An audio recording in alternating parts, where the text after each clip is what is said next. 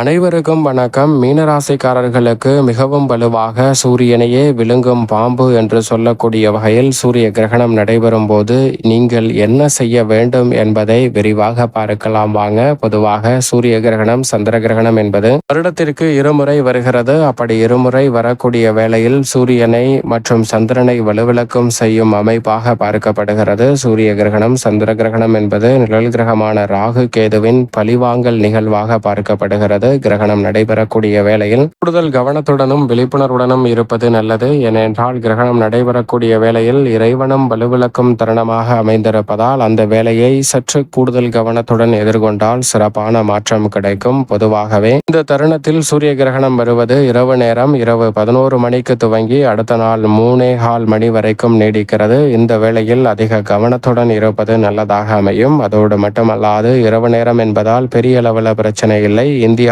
தென்படக்கூடிய நாடுகளில் இருப்பவர்கள் சற்று கவனத்துடன் இருங்க. அதே போன்று இரவு நேர பணிகளை மேற்கொள்கிறவர்களும் கவனத்துடன் இருப்பது நல்லது. பொதுவாக சூரிய கிரகணம், சந்திர கிரகணம் என்பது நிழல் கிரகமான ராகு கேதுவின் பழிவாங்கல் நிகழ்வாக பார்க்கப்படுகிறது. அதற்கு மிக முக்கிய காரணம் பார்க்கடலை கடைந்து அமிர்தத்தை எடுத்து இருக்கக்கூடிய வகையில் விஷ்ணு பகவான் மோகினி அவதாரத்தில் இருக்கும் போது அசுரர்களில் ஒருவர் அதில் அமர்ந்து அதை பெற்று உண்ணுகிறார். அப்போது சூரியனும் சந்திரனும் அதை எச்சரிக்க மோகினி உருவத்தில் இருக்கக்கூடிய விஷ்ணு பகவான் அவரை இரண்டாக வெட்டிவிடுகிறார். தலை ஒரு புறமும் உடல் ஒரு புறமும் சிதறிவிடுகிறது. அந்த வேளையில் அமிர்தத்தை பருகுவதால் சுபத்துவம் பெற்று கடுமையாக தவம் இருந்து பாம்புவின் தலைப்பகுதியையும் உடல் பகுதியையும் பெற்றுக் கொள்கின்றன. அப்படி பெற்றுக்கொள்வதோடு மட்டுமல்லாது சுக்கிரனுக்கு இணையாக மனித வாழ்வில் அள்ளி கொடுக்கக்கூடிய ஆற்றலையும் ராகு கேது பெறுகின்றன. நவ கிரகங்களின் இயக்கத்தையே பாதிக்கக்கூடிய அளவிற்கு சக்தி வாய்ந்த ஆற்றலை பெற்றாலும் கூட அவர்களின் வாழ்வில் நடைபெற்ற இந்த நிகழ்வை எண்ணி சூரியனையும் சந்திரனையும் மட்டும்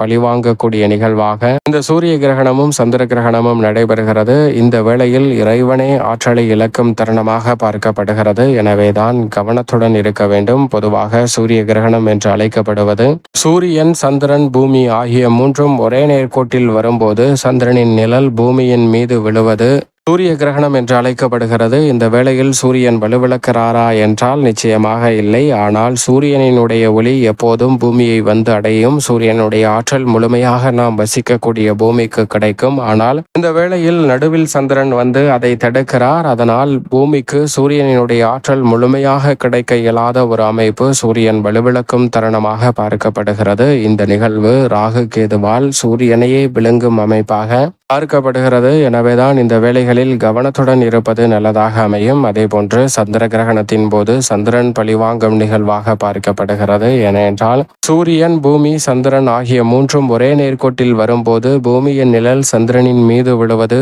சந்திர கிரகணம் என்று அழைக்கப்படுகிறது. அந்த வேளையில் சந்திரன் வலுவிழக்கிறார். இயற்கையாகவே சூரியனிடம் இருந்து வரக்கூடிய ஒளியை பெற்று ஒளிரும் தன்மை பெற்றவராக இருப்பவர்தான் சந்திரன். அப்படிப்பட்டவர் ஒளிர விடாமல் தனது ஒளியை பிரகாசிக்க தன்மையை இழக்கிறார். இருள் சூழ்வதோடு மங்கலான நிறம் சிவப்பு நிறத்தை தோற்றுகிறார். ஏனென்றால் நடுவில் பூமி வந்து அவருக்கு அந்த ஒளி கிடைக்காமல் தடுப்பதோடு மட்டுமல்லாது பூமியின் நிழல் சந்திரனின் மீது விழுவதால் இந்த நிகழ்வானது ஏற்படுகிறது. இதுதான் சந்திர கிரகணம் என்று அழைக்கப்படுகிறது. இது போன்ற நிகழ்வுகள் நடைபெறும் போது ஆலயங்கள் பூட்டப்பட்டிருக்கும். இறைவனின் வலிமையும் குறையும் என்பதால் கவனத்துடன் எதிர்கொள்வது நல்லது. இந்த வேளையில் கிரக நிலைகளின் அமைப்பு எப்படி இருக்கிறது என்று பார்க்கும்போது சப்தமஸ்தானம் ஆகிய 7 சூரியனும் சந்திரனும் வலுவாக வீற்றிருக்கின்றன. ராசியின் நீட்சி அதிபதியான புதன் அங்கு உச்சமும் ஆட்சி பலமும் பெற்றிருக்கிறார். 7ஆம் இடத்தை 3 கிரகநிலைகள் வலுப்படுத்துவதோடு மட்டுமல்லாது ஜென்ம ராசியை 3 கிரகநிலைகளும் சப்தம பார்வையால் பார்ப்பது கூடுதல் சிறப்பு வாய்ந்த ஒன்றாக பார்க்கப்படுகிறது. எனவே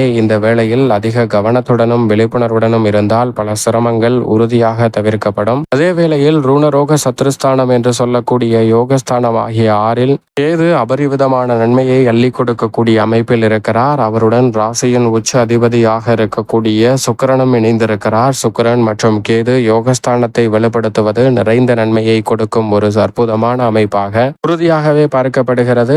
ஆனால் ராகு விரயத்தில் இருப்பதால் எதிர்பாராத அலைச்சல், பல்வேறு வகையான சிரமங்கள், சிக்கல்கள் ஏற்படலாம். எனவே கூடுதல் கவனத்துடன் இருக்க வேண்டும். ஏனென்றால் ராகு கேது அபரிவிதமான பலம் பொருந்திய அமைப்பிற்கு இந்த கிரகணம் நடைபெறக்கூடிய வேளையில் வலம் வரும். எனவே கூடுதல் கவனத்துடன் இருப்பது நல்லது. ஜென்மத்தில் இருக்கக்கூடிய சனி வக்ரம் பெற்றிருக்கிறார். ராசியின் ஆதர் அபரிவிதமான நன்மையை அள்ளி கொடுக்கக்கூடிய சுகஸ்தானத்தில் பலம் வருவதோடு மட்டுமல்லாது கிரகணம் முடிந்ததற்கு பிறகு மிக விரைவில் அவர் உச்சம் பெறுகிறார். ராசியின் ஆதர் உச்சம் பெறும் அமைப்பு மிக பெரிய அளவில் வரவேற்கத்தக்க ஒரு சிறந்த அற்புதமான அமைப்பாக உறுதியாகவே பார்க்கப்படுகிறது. அதோடு மட்டுமல்லாது மிகவும் வலுவாக இந்த வேளையில் மங்களக்காரகரான செவ்வாய் அஷ்டமத்தில் வலம் வருகிறார். இப்படி நவ கிரக நிலைகளின் அமைப்பும் இருக்கக்கூடிய இந்த வேளையில் என்ன செய்யக்கூடாது என்றால், சூரிய கிரகணத்தின் போது வெறும் கண்களால் சூரியனை நிச்சயமாக பார்க்கக்கூடாது. சந்திர கிரகணத்தின் போது பார்க்கலாம். ஆனால் சூரிய கிரகணத்தின் போது சூரியனின் ஆற்றல் அதீதமாக வருவதால் பெண்களுக்கு பிரச்சனை வரலாம். அதே போன்று கர்ப்பிணிகள், குழந்தைகள், நோய்வாய்ப்பட்டவர்கள் சற்று கூடுதல் கவனத்துடனும் பாதுகாப்புடனும் இருக்க வேண்டும். ஏனென்றால் அறிவியல் ரீதியாக கதிர்வீச்சு பாதிப்புகள் ஏற்படுகின்றன என்று சொல்லப்படுகிறது. எனவே கூடுதல் கவனத்துடன் இருப்பது நல்லதாக அமையும். கிரகணம் நடைபெறக்கூடிய வேளையில் அழகை பராமரித்தல், அழகு சார்ந்த விஷயங்களை மேற்கொள்ளுதலை நிச்சயமாக தவிர்த்து விட வேண்டும். நகம் வெட்டுதல், முடித்து வெட்டுதல், அதே போன்று பல் துவக்குதல், குளித்தல் மற்றும் அழகை பேணி காக்கக்கூடிய வகையில் பணிகளை மேற்கொள்ளுதலை நிச்சயமாக தவிர்ப்பது நல்லதாக அமையும். கிரகணம் நடைபெறும் போது இது போன்ற பணிகளை மேற்கொள்ள வேண்டாம். வெளியில் சுற்றுதல், அதே போன்று தேவையற்ற பயணங்களை மேற்கொள்ளுதல் போன்றவற்றை நிச்சயமாக தவிர்க்க வேண்டும். அத்தியாவசிய பயணம், தவிர்க்க முடியாத பயணம் என்றால் கிரகண தோஷத்தை குறைக்கக்கூடிய வகையில் உடன் தற்பை எடுத்து செல்லுங்கள். அதனால் சிறப்பான மாற்றம் நிச்சயமாக உங்களை தேடி வரும். அதே வேளையில் தேவையற்ற பயணங்களை முழுமையாக தவிர்ப்பது நன்மை நிறைந்தவையாக அமையும் என்பதில் சந்தேகமே இல்லை. அதே சமயம் இந்த வேளையில் சுப நிகழ்வுகளை திட்டமிடுதல், சுபகாரியங்களை துவங்குதல் போன்ற பணிகளை நிச்சயமாக மேற்கொள்ளக்கூடாது. சுபகாரியங்கள் கிரகணம் நடைபெறக்கூடிய வேளையில் எதிர்மறையாக அமைவதற்கான சாத்தியக்கூறுகள் உண்டு. எனவே விழிப்புணர்வுடன் இருப்பது நல்லதாக பார்க்கப்படுகிறது. அதே போன்று மிக முக்கியமாக கிரகணம் நடைபெறக்கூடிய வேளையில் மற்றவர்களுடன் தேவையற்ற வாக்குவாதங்களை மேற்கொள்ள வேண்டாம். இரவு நேரம் என்பதால் பெரிய அளவில் பிரச்சனை இல்லை என்றாலும் இரவு பணிகள், வீட்டில் இருப்பவர்கள் மற்ற குடும்ப உறுப்பினர்களிடம் தேவையற்ற வாக்குவாதங்களை ஈடுபடுவதால் சில சங்கடங்களை சந்திப்பதற்கான சூழல் உருவாகலாம். எனவே கூடுதல் கவனத்துடனும் விழிப்புணர்வுடனும் இருங்க. அதோடு மட்டுமல்லாது உணவு சமைத்தல், காய்கறிகளை வெட்டுதல் போன்ற பணிகளை நிச்சயமாக மேற்கொள்ளக்கூடாது.